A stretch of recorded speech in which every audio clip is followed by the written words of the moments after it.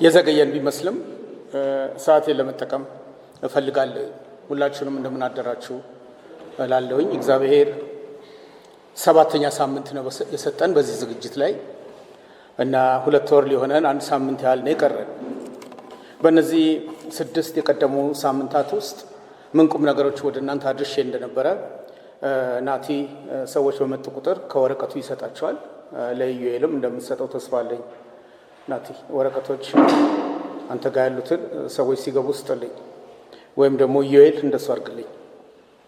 የሰጧችሁ 2 ወረቀት ክርስትና በኢትዮጵያ የክርስቲያኖች ወይም የክርስትና በጎ አስተዋጽኦ በ19ኛውና በ20ኛው ክፍለ ዘመን በሚል አጥብቤዋለሁ። ዝግጅቱ ጠበብ እንዲል ትኩረት እንዲኖረው አድርጌ ነው። የክርስቲያኖች በቅንፍ የክርስትና ነው ያልኩት። ክርስትና ብዥታ ውስጥ የገባ እንዳይሆንብን ያስፈልጋል። ክርስትና ሰዎች ከሌሉ ክርስትና ሊኖር አይችልም። ኢየሱስ ክርስቶስ የውጀት ታሪክን የፈጸመው ለሰዎች ነው እና እነዛ ሰዎች ደግሞ ክርስቲያን ተብሎ ይጠራሉ። እና የክርስቲያኖች በጎ አስተዋጽኦ በ19ኛውና በ20ኛው ክፍለ ዘመን በኢትዮጵያ ምድር ላይ ምንድን ያመጣው እሱ ላይ ነው ሰፊ ትኩረት የማደርገው። ከዚህም የተነሳ በትምህርቴ መግቢያ ላይ ትዝ ይላችሁ ከሆነ ከወር ከ15 ቀን በፊት እየኖርን ነው ወይ የሚል ጥያቄ ለሁላችሁም አቅርቤያለሁ። እየኖርን ነው ወይ? በሕይወት አለን ወይ? በእግራችን በመንቀሳቀሳችን፣ ማዕድ በመቋረሳችን፣ ለብሰን በመውጣታችን በሕይወት እንዳለን ነው የምናረጋግጠው ወይስ በሕይወት እየተንቀሳቀስን ግን የሞትን ሰዎች ነን ወይ የሚል ጥያቄ ጠይቄን የጀመርኩት። መቼም ሞታችንን መካድ አይቻልም። አብዛኞቻችን በቁማችን ሞተን ቆይተናል። አሟሟታችን ዘመናዊ ስለሆነ ለራሳችን አልታወቀንም። ሬሳ ሳጥን ውስጥ ባለመግባታችን ሞታችን አልታወቀንም ያለውን የሲሳይ ንጉሱን ትልቅ የንግግር አቅጣጫ ይዤ ነው ትምህርቴን የጀመርኩት። በሕይወት እያለን የጌታ የሆን ሰዎች የሞተ ሰው የሚኖረውን አይነት ሕይወት ከኖርን መኖራችን ምንም ትርጉም የለውም፣ እድሜ እየጨመርን ከመዝለቅ ውጭ። ስለዚህ ሕያዋን ሆነን በምድር ላይ ስንኖር ትርጉም ያለው ስራ ሰርተን እንድናልፍ ከሚረዱን መሰረታዊ ነገሮች ውስጥ የክርስትናን ታሪክ ማወቅ ነው። ክርስትና ሕይወት የሆነ እምነት ነው። ክርስትና እውነትን በውስጡ የያዘና ለሰዎች የሚበጅ ምናልባት ብቸኛ እምነት ነው። ከዚህም የተነሳ የመኖራችን ትርጉም የሚለካበት መለኪያ ሆኖ ተገኝቷል። በሕይወት ኖረን እንደ ሞትን የምንቆጠር ወይስ እየኖርን የኖርንበትን ዓላማ የምንፈጽም ሰዎች? ለዚህ ዝግጅቴ ደጋግሜ የማነሳው ዛሬም በቴሌግራም ገጽ 7ኛውን ሳምንት ሳስተዋውቅ ሙሴ የተናገረውን የዘዳግም 32 ቁጥር 7 ታሪክ ነው። ማብራሪያ አልሰጥበትም። የድሮውን ዘመን ማሰብ ያስፈልጋል። እኛ የዘመነኞች ነን፣ የዘንድሮ ነን፣ ከእኛ በላይ ላሳር የሚለውን እምነትና አካሄድ የሚያሳፍር ትልቁ እውነት እግዚአብሔር የድሮውን ዘመን ወደ ኋላ ተመልሰን እንድናስብ ማዘዙን ማወቅ ነው። የድሮውን ዘመን 200፣ 300፣ 400፣ 4000፣ 5000 ዓመታት እስኪፈቅድልን ድረስ የእግዚአብሔር መንግሥት በምድር ላይ በነበረበት ሂደት ውስጥ የድሮው ዘመን እንዴት ነበር? ያ ብቻ አይደለም፣ የብዙ ትውልድንም ዓመታት አስተውል ነው የሚለው። ማስተዋል እርጋታ ይጠይቃል። ግራ ቀኝ ማየት ይጠይቃል። ማስተዋል ልኩን ይዞ ለመሄድ ያግዛል። ስለዚህ ማናችንም እንሆን በየትኛውም ዘመን ጌታ ይድረስልን። የመኖር ትርጉም ያለውን ሕይወት እንድንኖር እግዚአብሔር ከሰጠን መሪ አቅጣጫ ውስጥ የድሮውን እንድናስብ፣ የብዙ ትውልድን ዓመታት እንድናስተውል፣ ከዛም ደግሞ የቅርብ ቤተሰባችንን አባታችንን እንድንጠይቅ። ወላጆች፣ አባት፣ እናት፣ በተለይ አባቶች የእግዚአብሔር የሆነውን ሐሳብ እንዲያወርሱ የእግዚአብሔር ቃል አዟቸዋል። መታዘዝና ለመታዘዝ የነሱ ኃላፊነት ነው የሚሆነው። አባት፣ እናት ወደ ልጆች የሚደርሰውን እውነታ ለማሻገር ትልቅ ኃላፊነት አለባቸው። ይሄ ከተነገረን 7000 ዓመት እያለፈው ነው። አባትን መጠየቅ፣ ሽማግሌዎችን መጠየቅ፣ እነዚህ ሐሳቦች እውነት ሆነው ከተገለጹ በሰጠኋቸው ወረቀት ላይ ያለውን ጭብጥ ነው የተናገርኩት። ዛሬ የምንማረው ትምህርት በጣም ግልጽ ሆኖ ነው የሚታየን። ክርስትና በኢትዮጵያ በተለይም ያለፉትን 200 ዓመታት ብቻ አሻራውን እንዴት ነው የገለጸው? በኢትዮጵያ በበቀሉ ኢትዮጵያውያን እንደገና ይህን ወንጌል ይዘው በመጡ ሚስዮናውያን አማካኝነት እግዚአብሔር ይህን ነገር እንዴት አስቀምጦታል። ለዛ 5 ግቦች ብቻ ነው ይዤ እየተናገርኩ ያለሁት፣ ወይም የማስተምርበት ግብ 5 ብቻ ነው እና ሁል ጊዜ ዝግጅቶችን ሳቀርብ ከ5ቱ ግቦች የትኛውን ግብ እየመታ ነው እያላችሁ ብታስቡልኝ ጥሩ ነው። ግብ ተኮር የሆነ ትምህርት ነው እያስተማርኩ ያለሁት።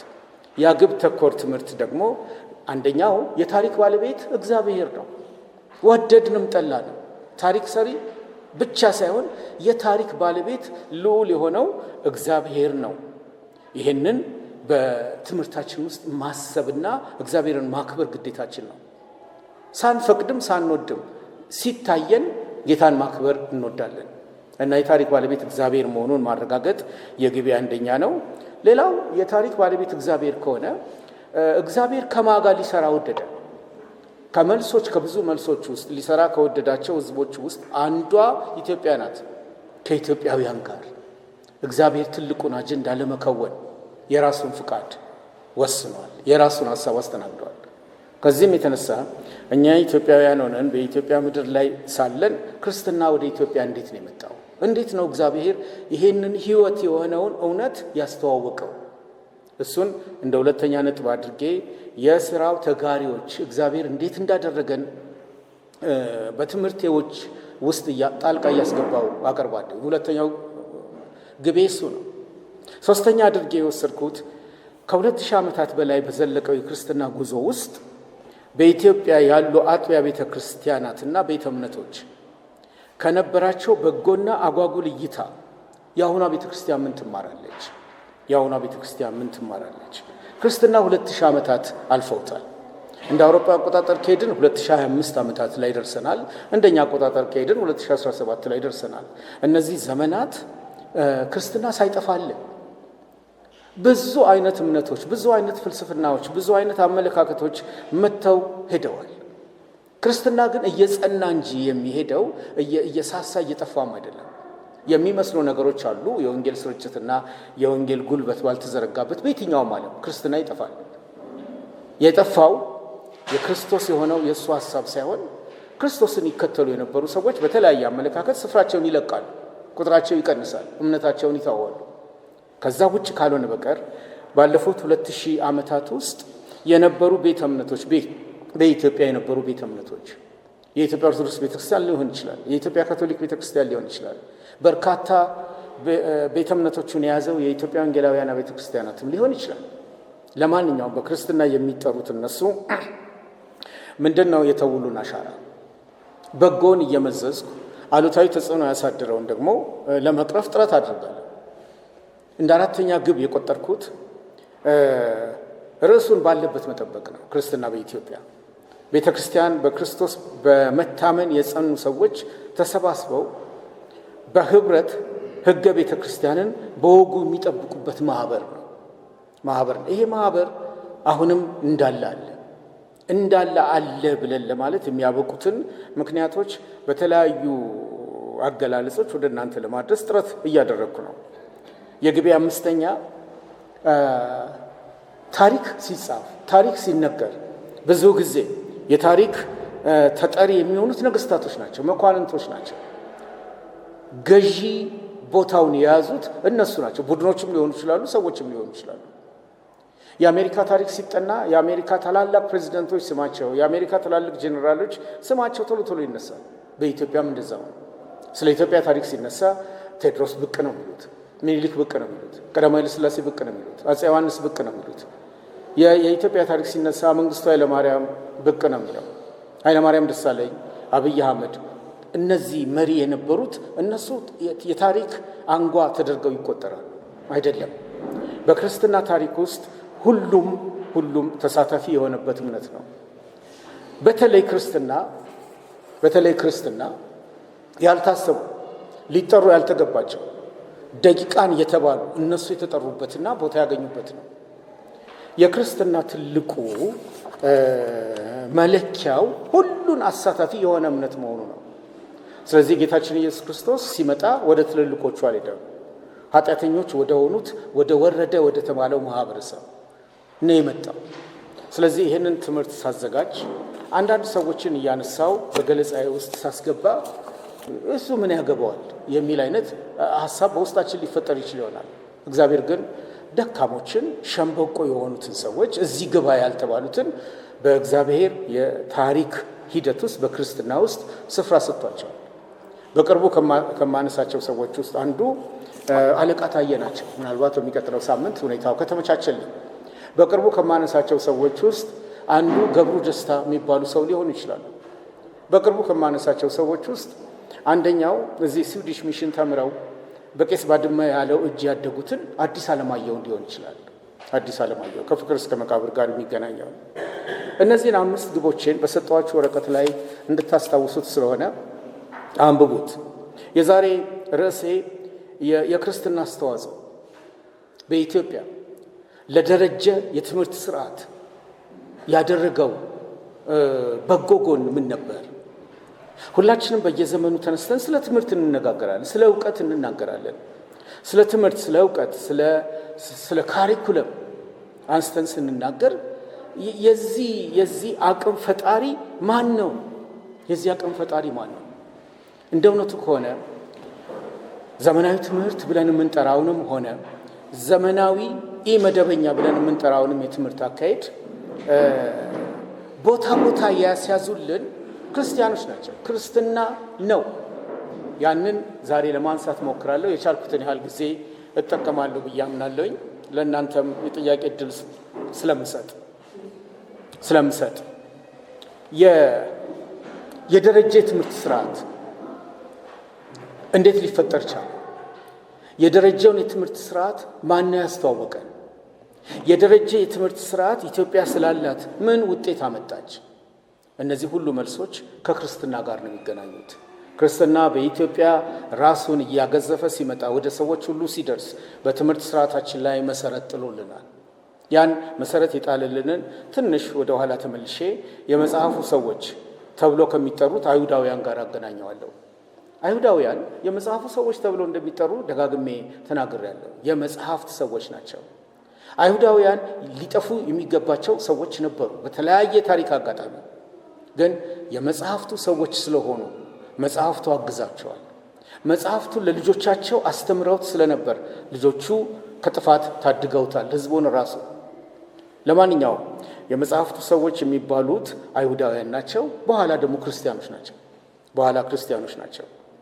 የመጽሐፍቱ ሰዎች የሚባሉትና በዚህ ስም የሚጠሩት አይሁዳውያን እስከሆኑ ድረስ እነሱ የመጽሐፍቱ ሰዎች እንዲባሉ ምክንያት የሆነው ራሱ እግዚአብሔር ነው። እግዚአብሔር ሕዝበ እስራኤል የተለየ ማህበር አይደለም። እግዚአብሔር ዘረኛ ሆኖ እነሱ ንጥል አድርጎ ጠርቶ የተለየ ፕሪቪሌጅ አልሰጣቸው። ኃላፊነትና ተጠያቂነትን ሊሰጥ የወደደው አንድ ሕዝብን ስለፈለገ ጠርቷል። ያ ሕዝብ በእግዚአብሔር ምክር፣ በእግዚአብሔር የማስተማር አቅም፣ በእግዚአብሔር ግሳጼ ለዓለም ብርሃን እንዲሆኑ አዘጋጅቷቸዋል። ለዓለም ብርሃን እንዲሆኑ። ዓለም በጨለማ ውስጥ ናት። እግዚአብሔር ማን ነው ለሚለው መልስ የላትም። በባዕድ አምልኮና በተለያዩ እምነቶች ውስጥ ሕዝቦች ተካተዋል። እግዚአብሔር ይህንን ለመታደግ ብርሃንና ጨው የሚሆኑትን ሕዝበ እስራኤልን እየገራ እያሰለጠነ እያስተማረ መጽሐፍትን መልእክቱን በመጽሐፍት እንዲጽፉ እያደረገ አድርጅቷቸዋል። ሲያደረጃቸው 39ኙን መጽሐፍት ተምረው ወደ ተግባር የሚቀይሩበትንም የማስተማር ሲስተም ዘርግቶ ነው። ያ የተዘረጋ አካሄድ እንደወረደ ማለት ይቻላል ወደ ኢትዮጵያ ማህበረሰብ ተሻግሯል።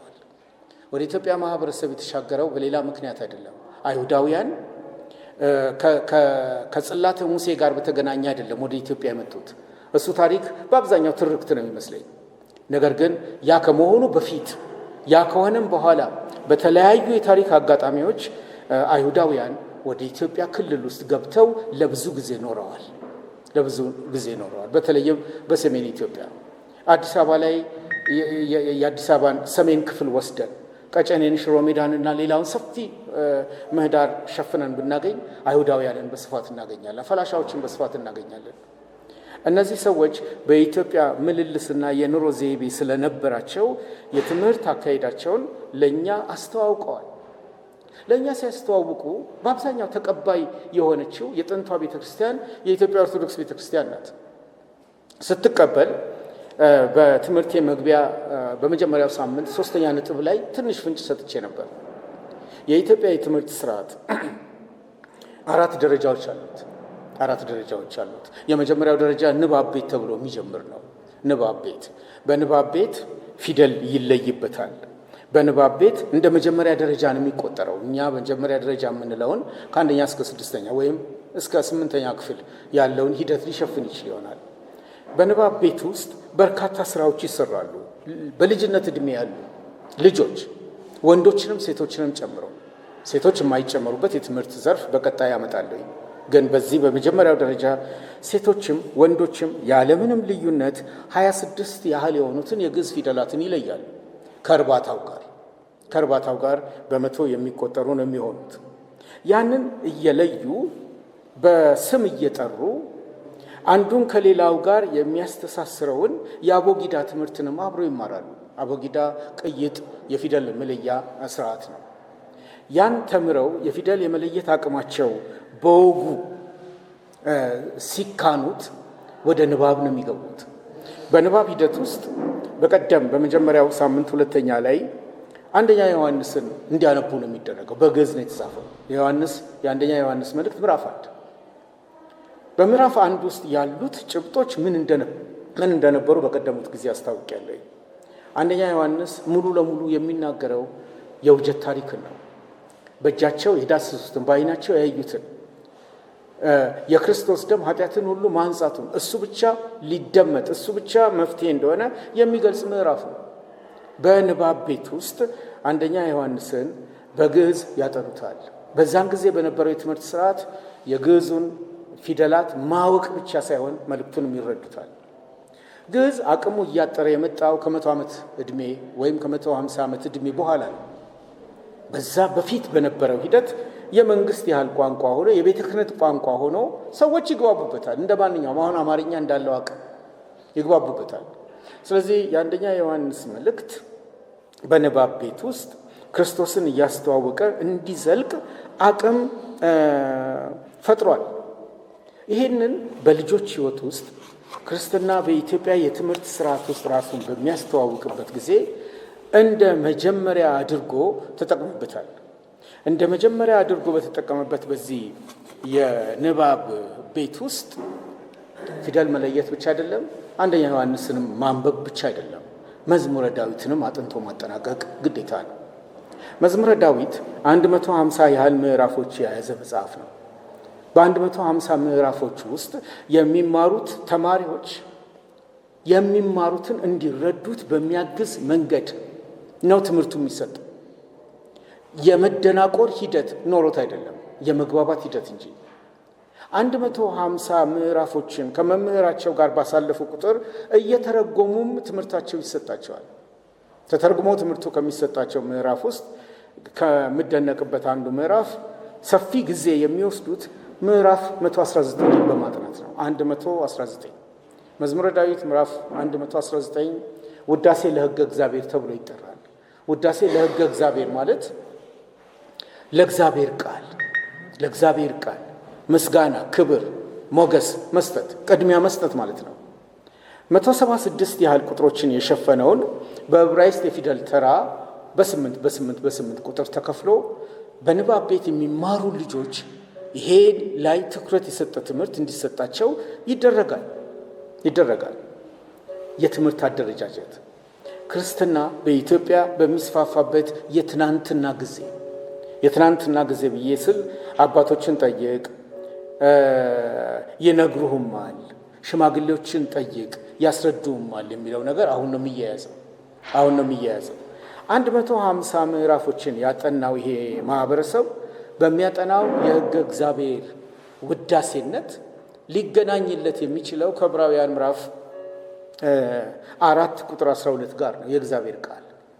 የእግዚአብሔር ቃል ሕያው ነው የሚሰራም፣ 2 አፍ ካለው ሰይፍ ሁሉ ይልቅ የተሳለ ነው፣ ነፍስን ጅማትንም ቅልጥምንም እስኪለይ ድረስ ይወጋል፣ የልብንም ስሜትና ሐሳብ ይመረምራል። እኛን በሚቆጣጠር በእርሱ ዓይኖች ፊት ሁሉ ነገር የተራቆተና የተገለጠ ነው እንጂ በእርሱ ፊት የተሰወረ ፍጥረት የለም የሚለውን እውነት የትምህርት መርሃ ግብሩ በንባብ ቤት ውስጥ ያንጸባርቃል። ስለዚህ ክርስትና በኢትዮጵያ የትምህርት ሂደት ውስጥ በተለይም ልጆች ይህን ትምህርት ሲተዋወቁ ደረጃ በደረጃ እነዚህን ጭብጦች እየጨበጡ ይሄዳሉ። በእኔ ጥናት ውስጥ መዝሙረ ዳዊት በጎ አስተዋጽኦ የእግዚአብሔርን ቃል በማሳየት በዘለቀው መጠን በመዝሙር ውስጥ እንደ መዝሙረ ዳዊት ምዕራፍ 35 ያሉ ደግሞ አሉ። እንደ መዝሙረ ዳዊት 109ን የመሰሉ ክፍሎች አሉ።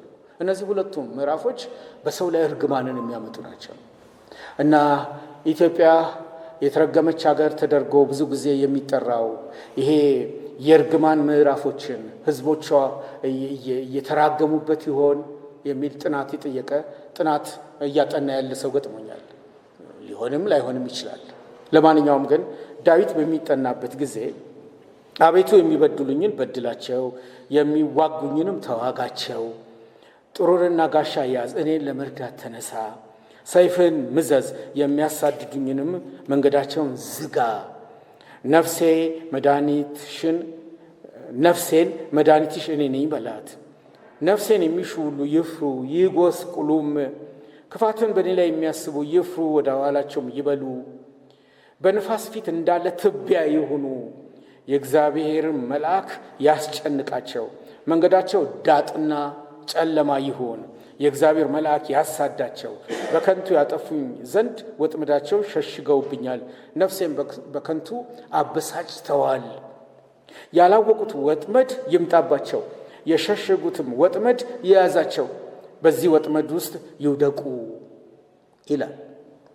በወንጌላዊ ክርስትና ሕይወት ውስጥ ሆኜ በአማኑኤል ባፕቲስት ሳገለግል ወይዘሮ አጸደ የሚባሉ ሴት ቤት ነው መጽሐፍ ቅዱስ አስጠና የነበረው አባሬ እና ወደ መጽሐፍ ቅዱስ ጥናት ሲሄድ የቱን ነው የሚወዱት ምዕራፍ ከመዝሙረ ዳዊት ብያቸዋለሁ። የምወደው መዝሙር 35 ነው ያሉኝ እና ዙሪያቸው ጠላት ከቧቸው ነበር። ጎረቤቶቻቸው በድንበር ይጣሏቸው ነበር። ይህን እንደጸለዩባቸው ነው ጣሊያን ሀገር አሁን በቅርብ የሄዱት። ይህን ጸሎት አብዛኛው ኢትዮጵያውያን እንደሚጸልየው ገምታለሁ። በንባብ ቤት ውስጥ ከተወረሱት በጎ ጎኖች አሉታዊ ተጽዕኖ ሊያደርሱ የሚችሉ የአንድምታ ትርጓሜ የተሰጣቸው አንዳንድ ክፍሎች ሊኖሩ እንደሚችሉ ግምት ውስጥ መክተት የማይካድ ነገር ነው። በዚህ የእርግማን ሂደት ውስጥ በላዩ ኃጢአተኛን ሹም፣ ሰይጣንም በቀኙ ይቁም፣ በተሟገተም ጊዜ ተረትቶ ይውጣ፣ ጸሎቱም ኃጢአት ትሁንበት፣ ዘመኖቹም ጥቂት ይሆኑ፣ ሹመቱንም ሌላ ይውሰደው፣ ልጆቹም ድሀ አደግ ይሁኑ፣ ሚስቱም መበለት ትሁን፣ ልጆቹም ተናውጠው ይቅበዝበዙ፣ ይለምኑ፣ ከስፍራቸው ይባረሩ፣ ባለ ዕዳም ያለውን ሁሉ ይበርብረው፣ እንግዶችም ድካሙን ሁሉ ይበዝብዙት፣ የሚያግዘውንም አያግኝ፣ ለድሀ አደግ ልጆቹ በሚራራ አይኑር፣ ልጆቹ ይጥፉ፣ በአንድ ትውልድ ስምም ይደምሰሱ የሚለው መዝሙረ ዳዊት ውስጥ የሚጠና አንዱ ትልቁ ክፍል ነው። እነዚህ በንባብ ቤት ውስጥ ያጠኑ ልጆች የነገ ሰብዕናቸው ምን ሊሆን ይችላል የሚለውን ለአጥኚዎች መተው ጥሩ ነው የሚሆነው። ለማንኛውም የትምህርት አደረጃጀት በኢትዮጵያ ማህበረሰብ ውስጥ መነሻው ንባብ ቤት ነው። የንባብ ቤት መመስረት መሰረቱ ሕዝበ እስራኤል ነው። ሕዝበ እስራኤል ራሳቸው ሳይጠፉ ራሳቸውን አኑረው አሁንም ተቋቁሞ የመኖር ብቃታቸው ከመጽሐፍትና ከእውቀት ጋር ከአህዳዊ እምነት ጋር ለእግዚአብሔር የሚሰጡት ስፍራና ቦታ ልከያ በመሆኑ ነው። ልክ በሱ ደረጃ ነው በንባብ ቤት ውስጥ የኢትዮጵያ ክርስትና ስራውን የቀጠለው። ተያይዘናል ማለት ነው። የንባብ ቤት ይጠናቀቃል። የዕድሜ እርከን ስላለው ወደ ዜማ ቤት ነው የሚሻገረው። ወደ ሁለተኛው የትምህርት ደረጃ ነው የሚገባው። ዜማ ቤት እና የሁለተኛ ደረጃ ትምህርት ተቀራራቢ የዕድሜ ፍጆታን ይይዛል። በዜማ ቤት ውስጥ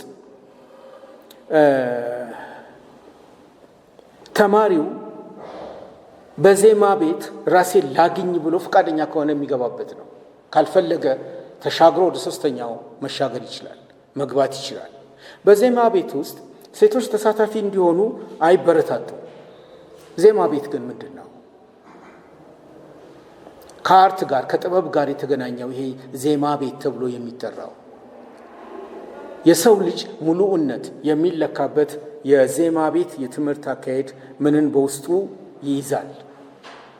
የብርሃኑ አበጋዘን መጽሐፍ ነው የተጠቀምኩት እውቀቴን እንዲያግዝልኝ፣ እሱ የተሻለ መረጃ ይሰጣል ብዬ ስላሰብኩ። ዜማ ቤት የገባ ተማሪ የቤተ ክርስቲያንን መንፈሳዊ ዜማ ሙዚቃ የሚማርበት ቦታ ነው። ቤተ ክርስቲያን መንፈሳዊ ዜማ አላት ወይ? ቤተ ክርስቲያን ለሙዚቃ ቦታ ትሰጣለች ወይ? ይሄ ወንጌላዊው ክርስትና አገልግሎት መስጠት ሲጀምር ይህንን አውጥቶ በሌላ የተካበት ታሪክ አለን። እሱም በሌላ ጊዜ እናነሳለን። ለማንኛውም ግን የቤተ ክርስቲያን መንፈሳዊ ዜማ አለ ስላለም ትምህርቱ የሚሰጥበት ቦታ አለ። ለዚህ የትምህርት አሰጣጥ መነሻውን መሰረት የጣለው ያሬድ የምንለው ነው። ቅዱስ ያሬድ ብለን የምንጠራው ሰው ነው። እሱ ሰው በ6ኛው ክፍለ ዘመን በ505 ዓመተ ምህረት የተወለደ ነው። ያሬድ በተሳስቼ ነበር መጽሐፌ ላይ ታሪኩን በተወሰነ ደረጃ አስቀምጫለሁ። ወንጌላውያን ከያሬድ ጋር ያላቸውን ትውውቅ ቢያሳድጉ ለወንጌል ስርጭት ትልቅ ዕድል እንዳለ አስተውያለሁ። የኢትዮጵያ ኦርቶዶክስ ቤተክርስቲያን በተለይም በያሬድ ዘመን ወንጌላዊት ቤተክርስቲያን እንደሆነች አንዱ ማረጋገጫችን ይሄ ነው። ዜማ ቤት እንዲኖርና የዜማ ትምህርት አስፈላጊ መሆኑን መስመር አስይዞ ያስቀመጠልን ከዕብራይስጡ የዜማ አካሄድና ስርዓት ኢትዮጵያዊኛ የራሱ የሆነ የዜማ ስርዓት እንዲኖረው ያደረገው ያሬድ ቅዱስ ያሬድ ተብሎም ይጠራል። የያሬድ ጸዋተ ዜማዎች እና ድጓ እናንተ በግላችሁ ብታጠኑት ጥሩ ነው የሚሆነው። በዚህ ቦታ ላይ በትምህርትነት ይሰጣል። በአንድ መምህር ወይም በተለያዩ መምህራን ነው ትምህርቱ የሚሰጠው። በአንድ መምህር ብቻ ላይዘልቅ ይችላል። ፍቅር እስከ መቃብር በዛብህ ያንከራትተው የነበረው ይሄ የዜማ ትምህርት እንደነበረ ልብ እንደምትሉ ተስፋ አደርጋለሁ። በአንድ ስፍራ ወይም በተለያዩ ስፍራዎች ነው ትምህርቱ የሚሰጠው። የቅዳሴን ዜማ በቦታው ያጠኑበታል። የያሬድን ዜማ ያጠኑበታል። አቋቋም ተብሎ የሚጠራውንም የትምህርት የዜማ ስልት እናይበታለን። ምናልባት በቅርቡ ዶክተር ሞገስ የሚያስመርቀው አቡነ ጴጥሮስ በውስጡ እነዚህ ነገሮች ያካትት ይሆናል ወይም ይህን ዜማ እዛ ቦታ ላይ እናገኝ ይሆናል ብዬም ተስፋ አደርጋለሁ። ለማንኛውም የቅዳሴ ዜማ ብቻ አጥንቶ ያጠናቀቀ የቅዳሴ ዜማን ብቻ አጠናቆ ያጠናቀቀ ዲያቆነ ቄስ ተብሎ ነው የሚጠራው። ለቄስ ዲያቆን የሆነ እንደማለት ነው። የቅዳሴ ዜማን ብቻ አጥንቶ ያጠናቀቀ ዲያቆነ ቄስ በመሆን በቅዳሴ ሰዓታት ብቻ ነው የሚያገለግለው። የያሬድን ጸዋተ ዜማ እና አቋቋም ያጠና ግን በመሪ ጌታነት በቤተ ክርስቲያን ውስጥ በተለይ በበዓላትና ሰንበታት እየተገኘ ማህሌት ይቆማል። በአጽዋማት ወቅት ደግሞ የያሬድን ድጓ በማዜም ያገለግላል። ይህ አገልግሎት በወንዶች ብቻ የሚከወን ስለሆነ በትምህርቱ ላይ ሴቶች እድሉን አያገኙ እና ምናልባት መጋቢ መርዳሳ ኖሮ ለምን ሴቶች እድል አላገኙም ብሎ ጥያቄ ካነሳ መልስ የለኝም። ከወንዶች ይልቅ የሴቶቹ ድምፅ የተሻለ ሊሆን ይችል ነበር ብዬ አስባለሁ። ግን አላቅም። በዚህኛው ላይ ወንዶች ተመራጭነት ኖሯቸዋል። በዚህ በማነሳቸው የያሬድ ጸዋተ ዜማ አቋቋም እና በቅዳሴ ስርዓት በሚዘሙት ዜሞች ውስጥ ማዕከላዊው ጭብጥ ማን ነበር የሚለውን እንድናጠና ነው የሚፈልገው። ማዕከላዊው ጭብጥ ማን ነው? ዛሬ ላይ ቆመን ስናስብ ማርያም ጎልታ እንደወጣች፣ ተክለ ሃይማኖት ጎልቶ እንደወጣ፣ በቅርብ ሂደት ውስጥ ካየን ደግሞ አርሴማ ደምቃ እንደወጣች እያሰብን ከሆነ ልንሳሳት እንችላለን። የትምህርት ስርዓቱ በጀመረበት ሂደት ውስጥ ግን በዜማ ቤት ውስጥ ማዕከሉ ኢየሱስ ክርስቶስ ብቻ ነበር። ይሄ ክርስትና በኢትዮጵያ ውስጥ በምናጠናው የትምህርት ሂደት ውስጥ የዜማው ትምህርት በመላው ኢትዮጵያ የሚሰጥ ነው። የኢትዮጵያ ኦርቶዶክስ ቤተክርስቲያን ወይም ደግሞ ክርስትና እግሩን በረገጠበት በየትኛውም ቦታ ላይ ትምህርቱ ይሰጣል። የትምህርቱ ማዕከል ግን ክርስቶስ ኢየሱስ ነው። ከነዚህ የትምህርት ማዕከሎች ውስጥ በተሳስቼ ነበር ያነሳሁትን እናንተ ተመልሳችሁልኝ እዩ። ያሬድ ግን የመሰረታቸው 8ቱ ምልክቶች ኢየሱስ ክርስቶስን ብቻ አንግሰዋል። ኢየሱስ ክርስቶስን ብቻ በሙላት ገልጠውታል። የምልክቶቹ ትርጉም ሙሉ ለሙሉ ይሄን ያስረዱት። ትምህርት በኢትዮጵያ ሲስፋፋ የቤተ ክህነት ትምህርት መንፈሳዊ ትምህርት ብቻ ብለን ልንገፋው ካልደፈርን በቀር በውስጡ የያዛቸው የክርስትናን አቅም ሊያሳድጉ የሚችሉ መሆናቸውን አረጋግጥላቸዋለን። የዜማ ቤት ውስጥ በንባብ ቤት ውስጥ የጀመረው በዜማ ቤት ውስጥ ነው ያደገው። ሁለቱም ጋር ክርስቶስን ማዕከል አድርገው ቀጥለዋል። ስለዚህ በኢትዮጵያ ክርስትና ሰፊ ሽፋን እንዲይዝ የትምህርት ሂደቱ ይህን አስተዋጽኦ አድርጎ ነበር የሚለውን በህሊናችሁ ውስጥ ያዙት። የያሬድ የድፋት ምልክት፣ የሂደት ምልክት፣ የይዘት ምልክት፣ የቅናት፣ የቁርጥ ምልክት፣ የጭረት፣ የርክርክ ምልክት፣ የደረት፣ የደርስ ምልክት፣ የአንቡር ሁለቱ ምልክቶች ያሬድ ከሞተ በኋላ ደቀ መዛሙርቱ ያወጡት ናቸው።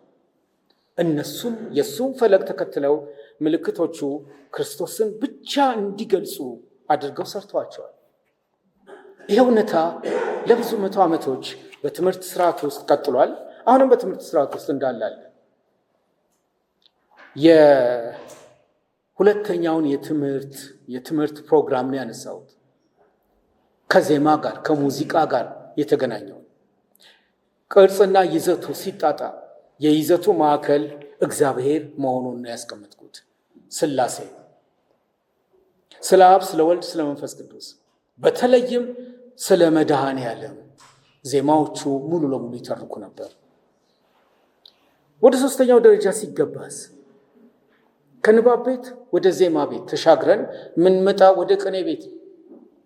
ምርምር፣ አመክንዮን መጠቀም፣ አጥልቆ ማሰብ፣ ከዛ በኋላ የተረዱትን በወጉ ለመግለጥ ራስን ማደራጀት። የትምህርት ስርዓቱ ከልጅነት ጀመራል እንጂ እድሜ እየጨመረ ወደ ቅኔ ቤት የደረሱ ተማሪዎች በሁሉ እድሜያቸው የተሟላ ስብዕና ያላቸው ናቸው። ቅኔ ቤት በዜማ ቤት ያላቸውን እውቀት ያጠናቀቁ የሚገቡበት የከፍታ የምርምር ማዕከል ነው። አጥልቆ ማሰብ የወደደ ብቻ የሚካፈለው ነው። ሰነፍ አለሌ በየቦታው ለምኖ አዳሪ ኖሮት የሚዘልቀው አይደለም። ስለ ቃላት አጠቃቀም፣ የቃላትን እማሬና ፍካሬ ትርጉም፣ የሰዋሰው አደረጃጀትን፣ የስሞችና የግሶችን እርባታ፣ የአመክንዮ አስተሳሰብ፣ የደረጀ የመሆን አቅም እንዳላቸው እንደሌላቸው ራሳቸውን የሚፈትሹ ሰዎች የሚካተቱበት ቦታ ነው። በዚህ ውስጥ ያለፉ ሰዎች የሚሆኑት በኢትዮጵያ ታሪክ ውስጥ በቅኔ ትምህርት ቤት ውስጥ ያለፉ ሰዎች የሆኑትና የሚሆኑት ብዙዎቹ ጸሐፍት ሆነው ነው የተገኙት። ብዙዎቹ ደራሲያን ናቸው። ብዙዎቹ ገጣሚዎች ናቸው። ብዙዎቹ በቅኔ ተመራማሪዎች ናቸው። በቅኔ ተመራማሪዎች ናቸው ብዬ ያልኳቸው በዚህ ቅኔ ትምህርት ቤት ውስጥ የገቡ ሰዎች በፊዚክስ የትምህርት ስርዓት፣ በኬሚስትሪ የትምህርት ስርዓት ውስጥ፣ በስነ ምድር ጥናት ውስጥ ራሳቸውን ያገኙ ሰዎች ናቸው። እሱን ግለ ታሪካቸውን እየፈለጋችሁ በምታጠኑበት ጊዜ ሰዎቹ ተምረው የተሻገሩበትን ሲነግሯችሁ በዚህ የመረዳት አቅም ታገኛላችሁ። በቅኔ ቤት ውስጥ እኔ ብዙ ጊዜ እያስተማርኩ በሳንፎርድ ውስጥ እንደከሸፈብኝ ነው የምቆጥረው። በመንግስት ትምህርት ቤት ግን በጣም መዝናናበት እና ወደው የነበረው ሰምና ወርቅ። በሰምና ወርቅ መልእክትን የማስተላለፍ አቅም እመቤታችን አርግዛ በሄሮድስ አዝና ተክዛ ልጇም አልዳነ እሷም ሞተች ወልዳ አዝላ የነበረች። አሁን በኢትዮጵያ ኦርቶዶክስ ቤተክርስቲያን እኛን አይመለከትም። የአብይ ጾም ወቅት ነው እና ይሄ በመዲናና ዘለሰኛ ውስጥ በጣም ይካተታል። አብይ ጾም በራሱ የራሱ ትርክት ይኖረዋል። ለማንኛውም ግን ከወንጌላውያኑ ጋር የሚገናኝ ስላልሆነ ይዘቱን ብቻ አነሳለሁ። ምንድን ነው በዚህ ቅኔ ውስጥ የተላለፈው? እናንተ ልትነግሩኝ ትችላላችሁ? እመቤታችን የሚል ነገር ስለተነሳ ለማርያም የወገነ ነው ብለን በእኛ ጥብብ ባለ አካሄድ ወደ ማርያም ያዘነበልን ይመስለን ይሆን? በጭራሽ። እመቤታችን አርግዛ በሄሮድስ አዝና ተክዛ ልጇም አልዳነ እሷም ሞተች፣ ወልዳ አዝላ የነበረች ልጇም ሞቷል፣ እሷም ሞታለች። የሞት ታሪክ በማርያም ላይ ብዙ ፊት አይሰጥም። የቀደሙት ቅኔዎች ግን ማርያም መሞቷን ያረጋግጣል። የቀደሙት ቅኔዎች ግን የወለደችውም ልጇ መሞቱን ያረጋግጣል። ሰው መሆኗን ያረጋግጣል። የራሷ የኢትዮጵያ ቤተክርስቲያን ያዘመችው ዝማሬዋ ነው። እረ ተው እርዳኝ እባክህ አንተ ሰው በእናትህ።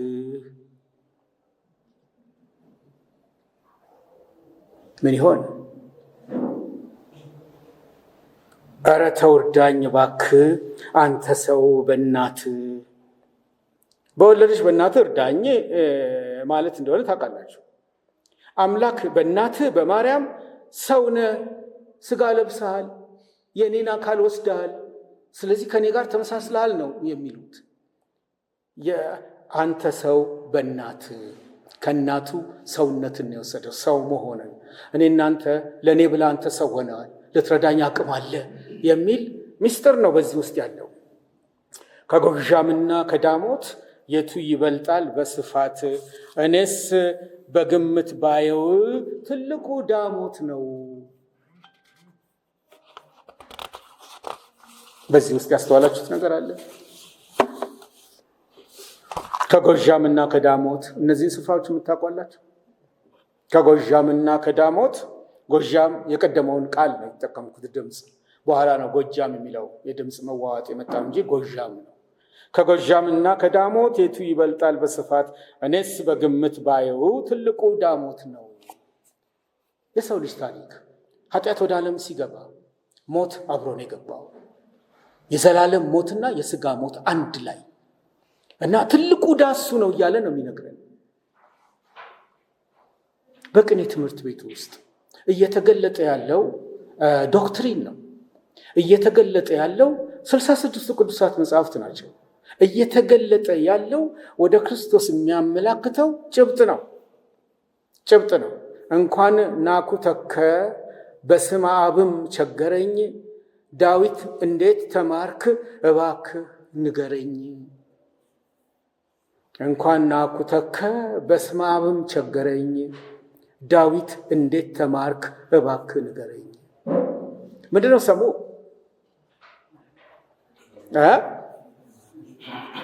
እንዴት ተማርክ? መዝሙረ ዳዊትን እንዴት እንዳጠናቀቅ እባክህ ንገረኝ ነው። ወርቁ ግን እግዚአብሔር ዳዊትን እንደ ልቤ የሆነውን የእሴይን ልጅ አገኘው ብሎለታል። ይህን የተናገረው ይህን ምሕረት እንዴት አገኘ? የእግዚአብሔር ጸጋ የእግዚአብሔር ምሕረት ወደ አንተ እንዴት ዘንበል አለል? ጸጋን ነው እየገለጠልን ያለው። ከደጋ ላይ ሆኜ ቆላን ተመለከትኩ፣ ከወራጅ በስተቀር አንድም ወጪ አላየው ይላል። ገጽ 220 የምጠቀምበት የቅኔ መጽሐፍ ነው። እናንተ ፍቱት፣ ከሞት ጋር የተገናኘ ስለሆነ። እድሜ ጠገብ ከሆኑት ውስጥ ከስቅለት ጋር የሚገናኝ አሁን ከሰሞኑ ሕማማት ጋር የሚገናኙትን አንስቼ ወደ ውይይት ብገባና ሌላውን ለሌላ ጊዜ ብትወጥሩ ነው። ገረፉት አሉ ዓርብ ዕለት፣ ከግንድ ጋር አስረውት፣ ኃይል የለውም ወይ አትበሉ፣ ፈዋሽ ነውና በቁስሉ። ይህ ቅኔ 700-800 ዓመት የፈጀ ነው። ምንድን ነው የሚያወራው? ገረፉት አሉ ዓርብ ዕለት፣ ከግንድ ጋር አስረውት፣ ኃይል የለውም ወይ አትበሉ፣ ፈዋሽ ነውና በቁስሉ። በሌላ ጊዜ አብራሩት። ውሃውን ወይን አድርጎ ለወጠው ሲባል ሰምቼ አልጓጓው፣ እኔ ልጠጣ የምሻው ወይኑን ደም ሲያረገው፣ ወይኑን ደም ሲያደርገው። ውሃውን ወይን አድርጎ ለወጠው ሲባል ሰምቼ አልጓጓው፣ እኔ ልጠጣ የምሻው ወይኑን ደም ሲያደርገው።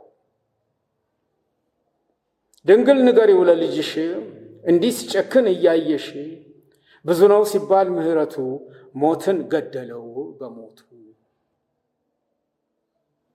ድንግል ንገሪው ለልጅሽ እንዲህ ሲጨክን እያየሽ፣ ብዙ ነው ሲባል ምሕረቱ ሞትን ገደለው በሞቱ። አምላክ ግብር ሰርቶ ያበላል ይላሉ፣ በምድር ቀሪ የለም ሁሉም ይጠራሉ። አምላኬ ግብርህን እንዳታሳንሰው፣ እምቢ ብሎ አይቀርም አንተ የጠራኸው ሰው። ይህ ዘመን ጠገብ 400-500 ዓመታት በቅኔ ትምህርት ቤት ውስጥ በድግግም የሚሰጥ ነው። አሁንም ማዕከል ሆኖ በትምህርት ውስጥ የሚካሄደው የክርስትና በጎ አስተዋጽኦ በውስጡ እግሩን እንዲያቆም ያደርጋል። ይህን እየተማሩ ያሉ ሰዎች ምን ሊያስቡ ይችላሉ? ይሄ እየተገለጠ በሄደበት ቁጥር የእግዚአብሔር መንፈስ ቅዱስ ስራው ምን ሊሆን ይችላል? የግዕዝ ቅኔያት የሥነ ጥበብ ቅርጽ ንባብ ከነትርጓሜው 4 ቮሊዩሞች አሉኝ። 3ኛው ቮሊዩም ላይ ትኩረት አድርጌ ሳጠና የገጠሙኝን አንዳንድ መረጃዎች በመጪው ሳምንት ፕሮግራሙ ይኑር አይኑር እርግጠኛ አይደለሁም። እደውላለሁ ብዬ አላወቅኩም። ፋሲካ ስለሆነ ይሄ ፕሮግራም ላይኖር ይችል ይሆናል። ከሌለ የሚቀጥለው 15 ቀን ላይ ያነሳላችኋለሁ። በዚህ የግዕዝ ቅኔያት የሥነ ጥበብ በተለይም ባህል ሚኒስቴር ባስጠናው ውስጥ ብዙ ሚስጥሮች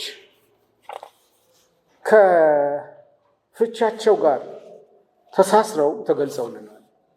በቅኔ ትምህርት ቤት ውስጥ በነገራችን ላይ የቅኔ ትምህርት ቤትን ስንጨርስ ወደ ፕሮፌሰርነት ማዕረግ ወደሚያደርሰው ነው የምንገባው። ወደ